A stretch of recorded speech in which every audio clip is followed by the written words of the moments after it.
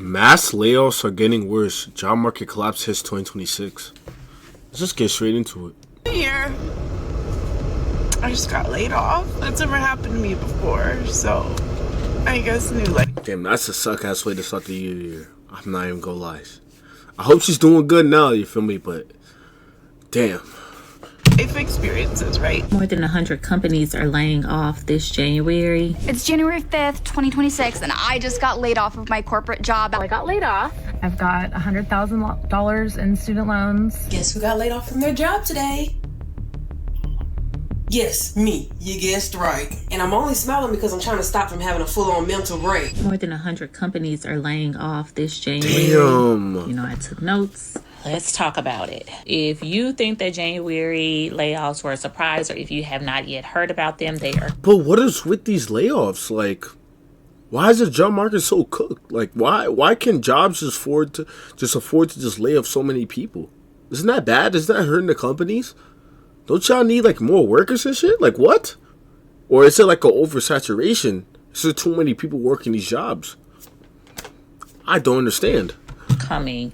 Over 100 companies have filed official warn notices, which are legally required when companies plan mass layoffs. That list includes Amazon, FedEx, General Motors, Nike, Verizon, Wells Fargo, McDonald's, Spirit Airlines, and many more. So we're going to be talking about mass layoffs that's happening this month in January as brand new 2026. We've seen a lot of stories, people obviously getting laid off, they're crying in their cars. Happy New Year.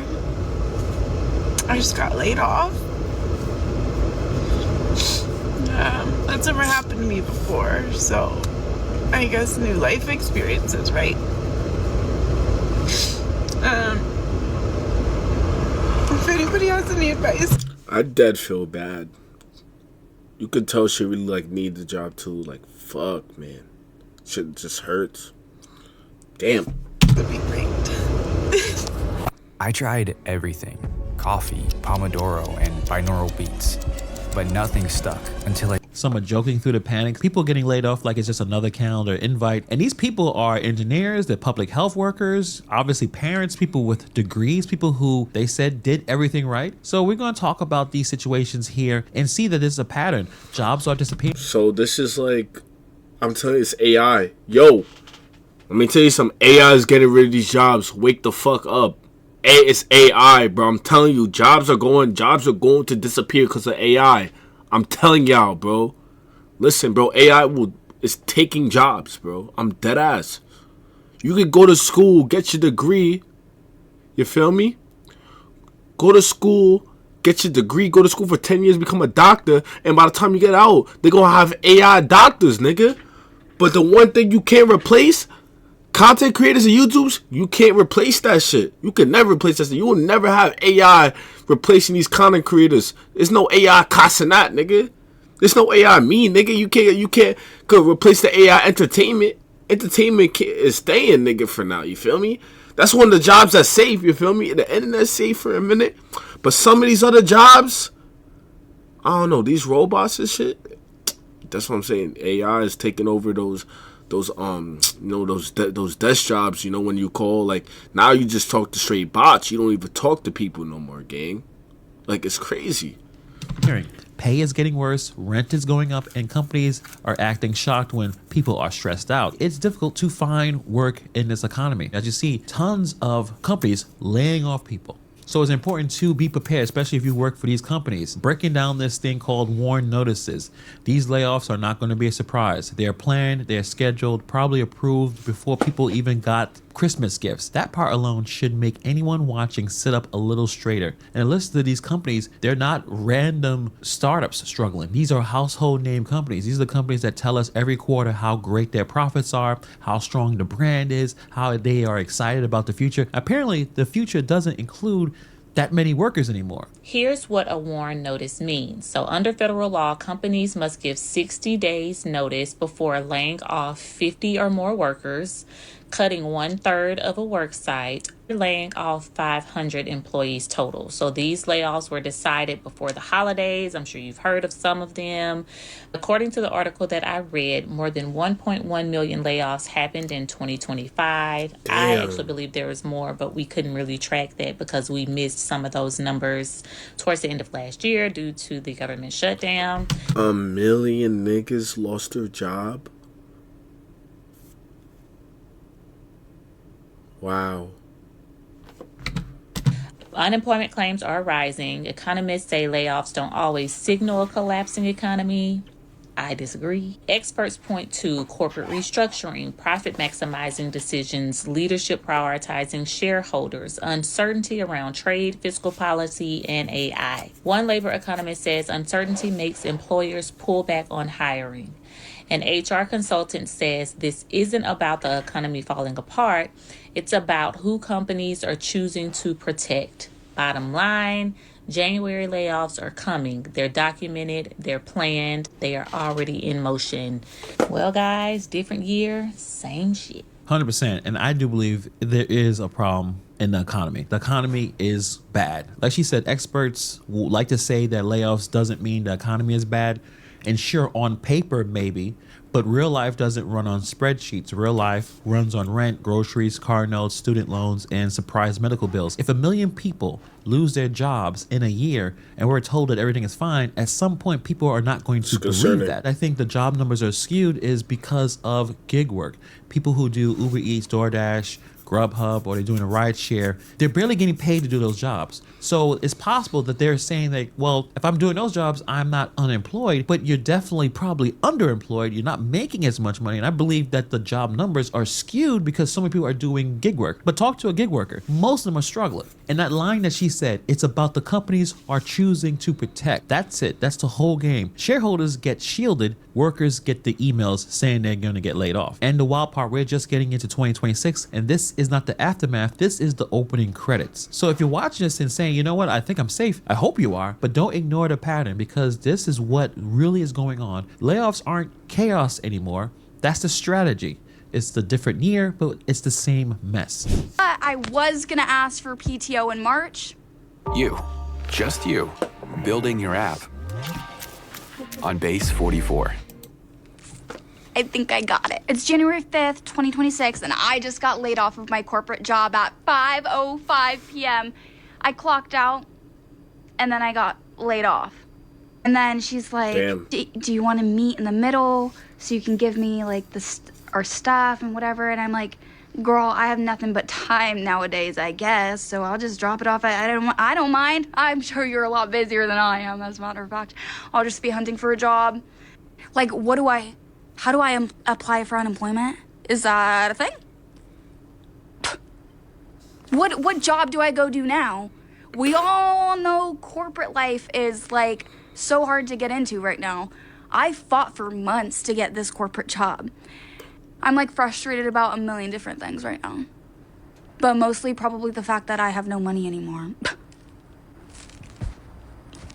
What am I to do? Like, there's honestly nothing I can do about it, so I can't just sit here and be upset and sad and cry and complain like I've been doing. Like, cheer up, Buttercup. Nothing you can do. Like, there's just nothing I can do. Anyways. Well, I got laid off. So this situation is something that so many people are dealing with. It's just a level of frustration and just a level of frustration in this weird in-between state where shock hasn't fully worn off yet and you're still trying to recover. Asking about PTO in March, but meanwhile, you're getting laid off right after clocking out for the day. And the timing alone is always nasty work when it comes to being fired or being laid off. And, you know, the casualness of it all. This happens so often. So it's like, well, you know, you do want to meet in the middle to drop off your stuff. I mean, what else does she have to do? She has tons of time. That's the part companies don't care to see. The moment someone gets laid off, the entire mental state flips, and really the companies don't care. It's not their business. But the person needs to immediately jump into survival mode. How do I apply for unemployment? What job do I have now? How am I supposed to pay for anything? Because remember, we don't have enough to even save. That the amount of money that we're getting, most of us are getting in terms of salary, is not keeping up with inflation. So when you lose your job, and if you're only getting paid paycheck to paycheck, inflation is crazy, bro. I'm not gonna lie. And she fought for this job. Apparently months of applying, interviews, hope, finally breaking into the corporate life, which everyone tells you is supposed to be the safe route, and then it disappears in one conversation. Now here comes the forced positivity. Cheer up. I mean, that's not really confidence right now. That's someone trying to not fall apart on camera. But this is something that you can do. Be real for a second and actually do put some of that energy, that positive energy, even if it's fake, to do what you gotta do. Apply nonstop, to cut spending, ask for help, swallow pride, hustle in a job market that's already overcrowded because thousands of people are going through the exact same thing at the exact same time. This is what layoffs actually look like. It's not just the headlines or the stock prices, just regular people realizing that their bank account doesn't care about optimism. As we move forward in 2026, this story is going to become less unfortunate and more normal, and that is the real scary part. Well, I got laid off. So fun and cool and awesome. Long story short, budget cuts. This country doesn't value public health, which is the field I spent 6+ years of my life studying. I've got $100,000 in student loans. Oh my God. Once we had a pandemic, I really thought, oh, we're gonna be investing in public health. People give a shit about this. Like, now's a good time for me to go to grad school. And now here I am getting laid off.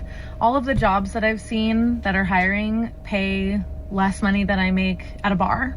So right now I am falling back on... Nah, girls at bars make a shit ton of money, bro. I'm not gonna lie. Wait, what the fuck?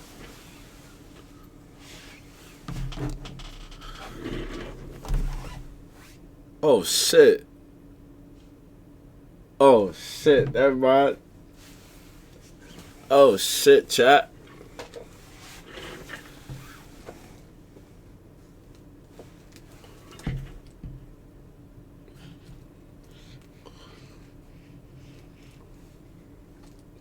Oh shit, I didn't even see that shit.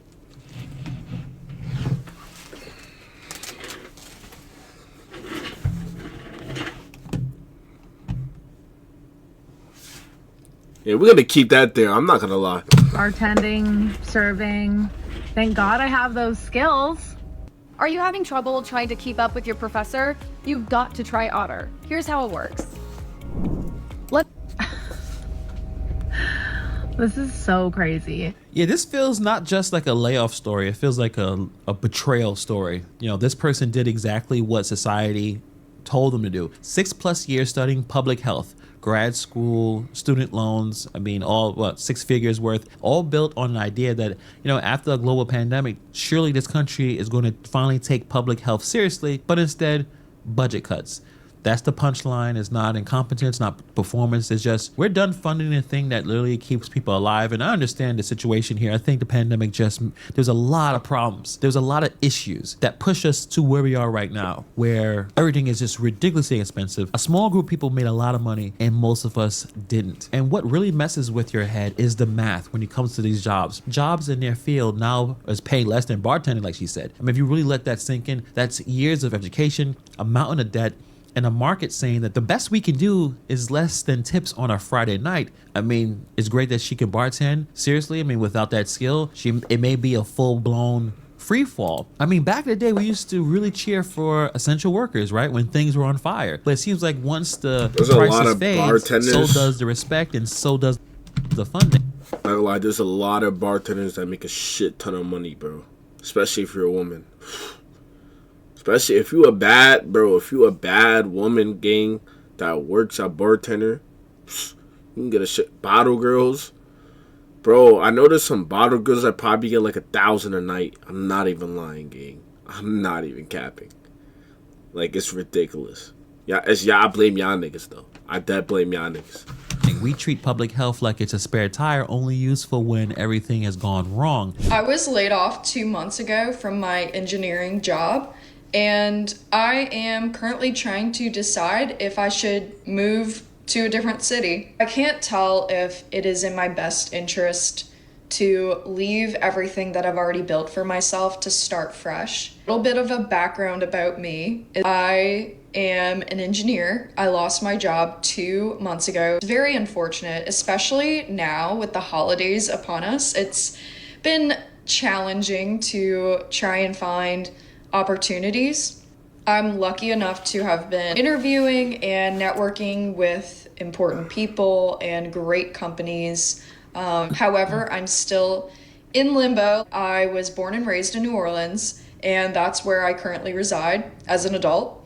And I absolutely adore this city. It has been very good to me. I feel like I have... Not gonna lie, she don't got the New Orleans accent, though. I mean, to each their own, though. I've been able to build a foundation here for myself, like in my adult years, which has been more than wonderful.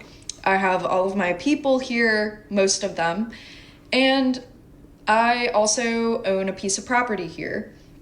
So I have many ties here that make it very difficult for me to have ever considered the idea of moving.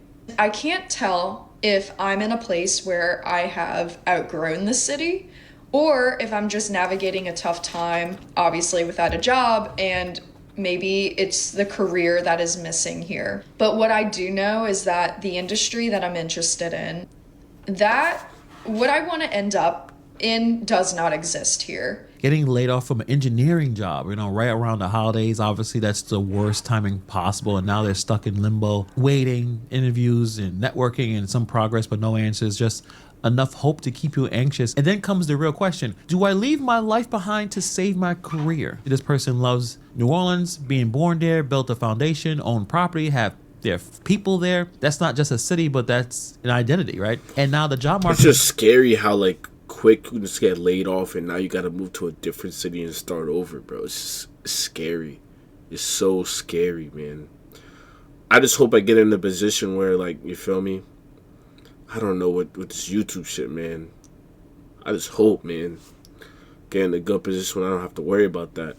Is basically saying, cool story, but you're in the wrong location. And this is where layoffs just become really, really frustrating, not just financially, but mentally, because now you're questioning everything. Did I outgrow this city? Or am I just broke right now? Is it me? Or is the industry just not here? So this is where things become a bit unfair, but it's reality. She already knew that the industry probably wasn't going to exist there. She just didn't think it was going to be forced to face that reality so early in their career. So that's really the gut punch there. You think you have time, but then that timeline gets ripped up. She's looking for some advice and trying to see if she can figure it out. And unfortunately, there is no real right answer. Moving can unlock opportunities. Staying can protect mental health. Either choice comes with some kind of loss. In any kind of decision. And this story does say a lot of where we are right now, because people aren't just job hunting anymore. It's life restructuring, because entire industries are locked behind geography, money, and obviously timing. And when you're dealing with that is a decision that no one doesn't want to make, especially this early, but it's just reality. Too many people are facing the same issue. Hey, we 1 month unemployed as a jobless bum, and it's about to come to an end. I got a 3rd round interview. I'm about to go knock out the park. I'm looking good. I'm smelling good. I'm feeling good. We cleaner than the health department up in this bitch. I'm cleaner than that bold ass head. Let me stop, bro. Let me stop. I'm playing, man. I'm playing before y'all go cancel me, my nigga. It's just the nigga got a shiny head, man. Michael Jordan, you feel me? Don't you ever see a nigga head, bro? You just want to, just grab that shit, bro? You feel me? You ever see a nigga head, you just want to grab that shit, bro? We don't share the same opinions here?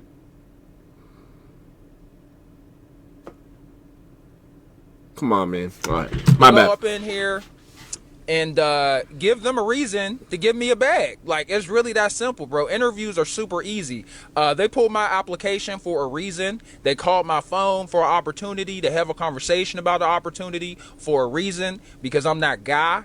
They invited me to a Zoom meeting after the phone call for a reason, because I'm that guy. And now they want a 3rd round of interviews because I also am that guy. And what happens if I don't get this opportunity and they don't give me an offer letter? Fuck them. Somebody else got my money. But either way, I'm where the bag's at, and we on that. I'm a little nervous. I'm not gonna lie. It took a lot for me to calm my nerves down, and I was like, you know what I'm gonna do? I'm gonna make a TikTok. Making a TikTok will make me feel better because this is like a good way to warm up your social muscles. So yeah, man, we about to go in here and kill this. Shout out to everybody that supported and liked my TikTok page. I will be doing other content and have been doing other content besides unemployment and layoff content because, you know, A, I feel like me talking about this is beating the dead horse, you know, and B, I don't want this to be my whole personality. So I will be talking about other topics. I will try to help and serve you guys any way I can.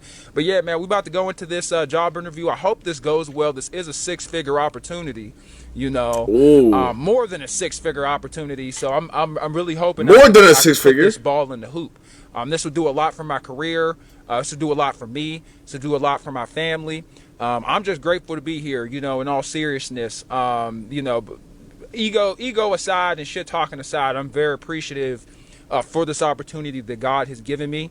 I'm appreciative to wake up today. And I'm going to try to make every single day count, not only in this year, but in this life, man. To anybody that's, you know, struggling with unemployment, guys, you got to be a dog out here, like for real, like for real. Like it's survival of the fittest. If you aren't willing to grind applications until your eyes bleed, you might not make it. And if you do make it, it might not come with the price tag that you want or the paycheck that you want. So, yeah, man, I'm going to holler at y'all later. Wish me luck. I think this helped my nerves. You know, I think this helped my nerves a lot. This helped me calm down because I was shaking like a stripper when I first parked this car. I was shaking like a stripper. I was crazy. Like this, bro. You'd have thought I was withdrawing from alcohol or something. It was bad. It was bad. So we got one of the good TikToks talking about a man getting his stuff together. By the comments, it looked he actually had some good results there, but he was unemployed, but he was not defeated. He's in there pacing, hyping himself up, psyching himself up, calming himself down, trying to get himself locked in. And that's real. That's exactly what the pre-interview energy feels like. It's confidence on the outside, but obviously anxiety doing jumping jacks on the inside. But I totally respect his mindset here. 3rd round interview, 6-figure opportunity, and he's telling himself, they called me for a reason. And that is not delusion. That is survival. Sometimes you have to gas yourself up because no one else is going to do it for you. I know he joked in the beginning, calling himself a jobless bum, but I think that's a lot of people believe when they don't have that paycheck coming in, you know, 1 month unemployed and suddenly you feel like you fell off the map. You're the same person, you have the same skills, but you have a different bank balance, and that does get at your mental. But the cool thing about this situation with him, just being self-aware, admitting that you're nervous, but you still gotta keep going. I mean, know what? One thing about that nigga, I like this, bro, I like his, like, his mentality. I'm not gonna lie. He's saying, you know, he's a little nervous, but he decided to make a TikTok. It's like, I fuck with the optimism, man. That's what I fuck with. I do fuck with that. Weakness at all. That's just you understanding and being aware of what's going on and dealing with mass layoffs. I think his strategy is important. It's the survival of the fittest. You have to grind applications until your eyes bleed. It's a warning. This is what 2026 is going to look like. You can be talented, confident, and prepared, and still one email away from nothing. I hope he gets this job truly, but no one should have to hype themselves up this hard just to feel secure. But this is where we are in 2026. So I got laid off from my company due to budget cuts. Tomorrow is my last official day, and I have to go like turn in my laptop and my work phone and everything. But I just got done with my exit interview. Like, what the fuck? Exit interview? I've never had to do that in my life. And it's like, why the fuck I gotta do this if y'all laid me off? I just peeped. What the fuck? An exit fucking interview? An exit fucking interview? Are we serious? You gotta do an interview to fucking leave the job? Nigga, so what if you don't show up to the interview? You get fired?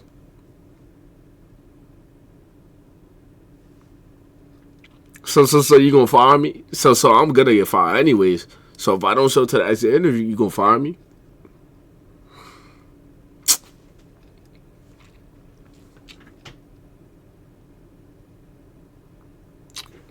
Watch out, nigga. They sent us like a survey with like questions of our experience and stuff, and I completed it before the exit interview because honestly I don't give a shit. Like, y'all laid me off. I don't want to answer your questions over the phone, So I just did it online. And like, I don't know what the fuck, like, so many people have been getting unemployed due to budget cuts. And it's always the fields that you're actually trying to give back to your community. If it's like teachers, nurses, like I know even people who work in healthcare, or people who work in the like social services, like it's just affected so many people, and it's very frustrating because it's like I'm trying to give back to my community. I'm from the hood. I'm trying to give back to my community. I'm from the hood too. Like, you feel me? We both from the hood. You feel me? We both from the trenches, nigga. You feel me? Real trust, baby, nigga. Real trust, baby. You feel me? Real trust, baby. Both of us be 20 and 20. You feel me? Nah, let me stop. I'm not from the hood. And now I'm fucking laid off. And I've been applying to jobs and I haven't gotten anything yet. And the pay fucking sucks, and I have my master's and I still can't get a good paying job.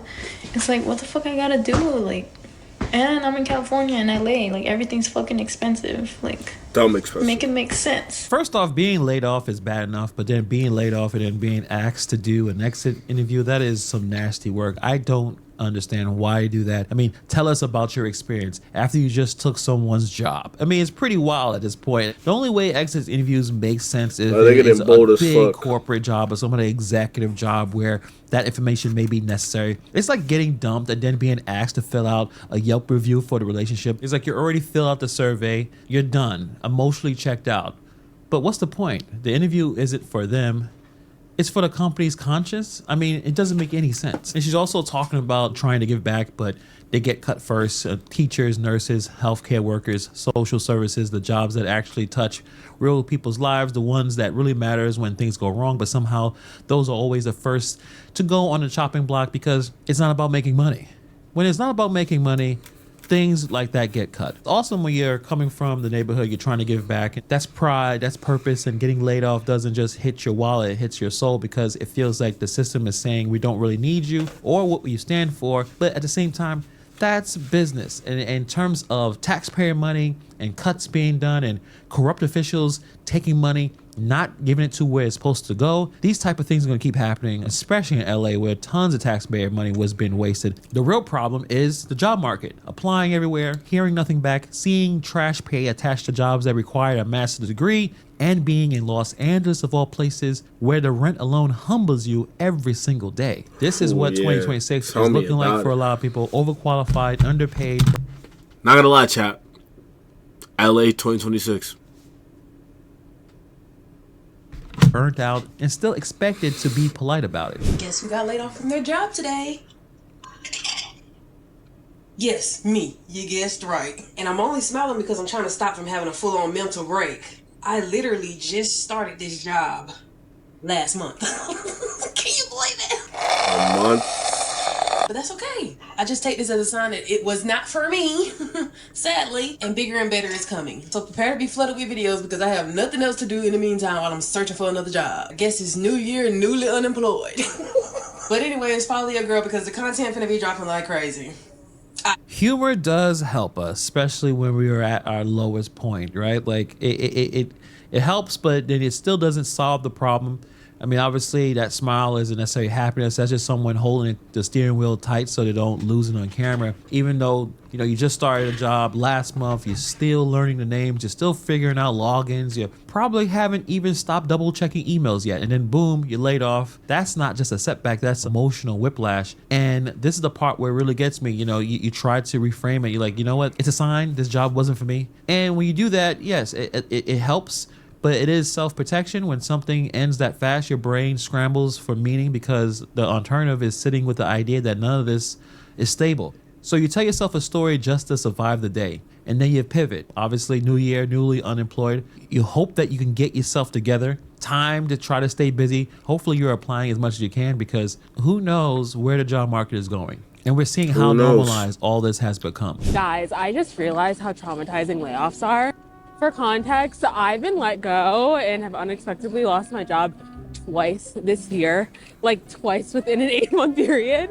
But honestly, I've been lucky and I've been mostly unscathed and I haven't had trouble finding work.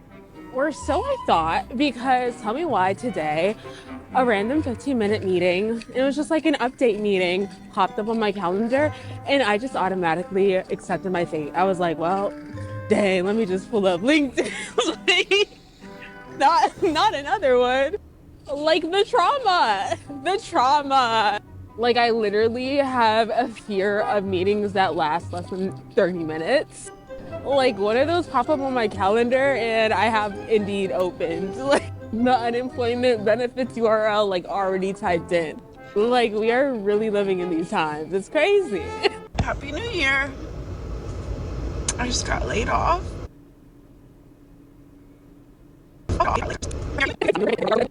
Benefits URL already typed in. Like everything. It's crazy. Imagine having this much bad luck, getting laid off multiple times in 1 year. And again, going back to the other situation, it just really messes with your confidence to a point where anytime you even see a meeting that's less than 30 minutes, you believe that you're going to get laid off, that you already have Indeed and LinkedIn fired up, that you're already looking to apply for benefits. This is the level of confidence people are having in their corporate positions, that they can't think beyond past a month because they don't know if they're going to keep their job or not. And when you think about that, how can we progress as a society or even as these companies to propel and do innovative things and really push the envelope where the employees are worried about they're going to have their job the next day? Then it all becomes survivor mode. You're only there to make sure that you can make it to the next day. You're not thinking about your job a year or two from now because you may not have a job. I just got let go from my job from a company that I absolutely love and adore, and that's what's making this so hard. The back door. Oh, the back door. Damn. The women that I was working for were absolutely amazing, and what they're building at that company is absolutely amazing, and I was so fortunate to be a part of it. And I'm just feeling all the emotions right now of not being a part of that anymore. I'm trying my hardest not to be upset about it and not to take it super personal because I understand their decision really didn't have much to do with my performance. But it's obviously, you know, it still feels like a loss and it still feels like a little bit of a heartbreak. And you know, it's hard not to take something like this personally, obviously. Not to mention the income that I get from that is really, really helpful with my family and our financial situation. Last time I got laid off from my job, which was like 8 years ago, I ended up starting up my own business like 2 weeks later. And I initially had only plan to start a business and still look for full-time income and just kind of use my business as income coming in while I waited to work for someone else. But I ended up never having to go back to work for somebody else because my business ended up generating like 3 times the amount that I was making when I was working for someone else. So I keep trying to remind myself that, and even when it's difficult, like the situation that I'm in right now, that sometimes loss needs to happen to make space for what's truly meant for you. And I don't think that it's a coincidence that the year I declared I was going to go all in on TikTok is the same exact time that I get let go from this job. And although I did have freedom and flexibility with this job, I could make my own hours. You know, I worked remote. I still think that in order to go all in on something, like you need to be able to have the room and the space to go all in. So trying not to be bummed, but now I just have this pressure that I need to make TikTok work because I need to have... Chase your dreams, girl. Chase your dreams, man. The internet will never fail you, man. I won't say never, but the internet, it's a good thing. It's very oversaturated nowadays, man. 10 years ago, it was way easier to probably blow up because way less things were done. But at the end of the day, 2026, you got to stand out. You got to be one of them niggas that people see and be like, oh, it's some new shit. It's some refreshing shit. He remind me of him. He remind me of him. This is something different. I want to be one of them niggas. Feel me?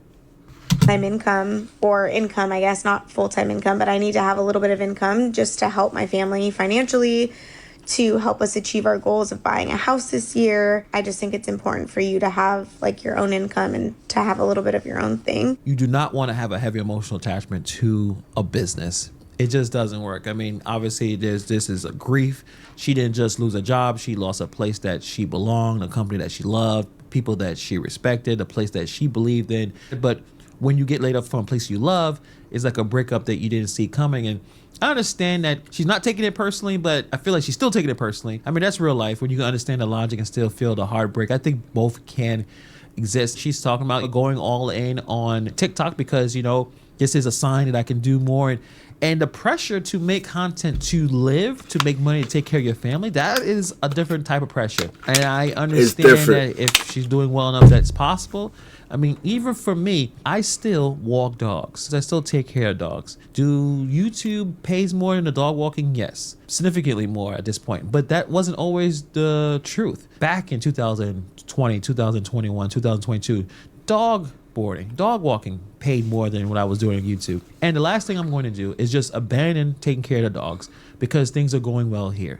You never know when things can change. I've been running a dog care business since 2018, something that was always stable. People love their dogs here in New York City, and they always need someone to take care of them. Oh, in New York City? So that's always a stable income. So going all in to pay all your expenses using TikTok or YouTube, that's a big jump. My advice is to always have a stable income to go with your content creation, so you're not desperate where you're just either making tons of content that's not good or trying desperately to get the views and you're compromising yourself in one way or another. And hopefully she's able to thrive on content creation. So if you watch all these stories like I did, and you understand that none of these stories sound very crazy, none of them seem to be lazy, none of them seem to did something wrong, but you still look at the pattern here. A lot of people are educated, they're skilled, hardworking, some with families, some are just starting out, but over and over is the same outcome.